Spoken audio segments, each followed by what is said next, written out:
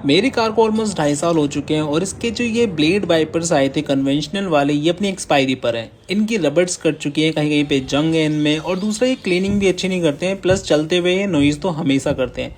दूसरा ये क्लीनिंग अच्छी नहीं करते, मतलब ये लाइन इस पे आ जाती है, जब आप कहीं बारिश में चलाते हैं तो ये लाइन काफ़ी ज़्यादा दिखती है जो अच्छी नहीं लगती। तो हम अपग्रेड कर रहे हैं बॉश के clear advantage beam blade wipers पे। इसका जो ये सी शेप है, इसका फ़ायदा ये होता है कि आपकी विंडशील्ड पे चारों तरफ से, मतलब अपने पूरी जितनी इसकी लाइन होती है उस पर अच्छे से प्रेशर डालता है, तो क्लीनिंग अच्छी होती है। दूसरा ये एरोडायनेमिक होता है, हाई स्पीड में, हाईवे पर, स्नो में, इवन रेंज में ये काफ़ी अच्छा परफॉर्म करते हैं। इनमें कोई गंदगी नहीं फंसती है, लाइंस नहीं आती, जैसे हम यहाँ पे अब देख सकते हैं कोई लाइन नहीं है, क्लीनिंग अच्छी कर रहा है। दूसरा ये नॉइज़ बहुत कम करता है,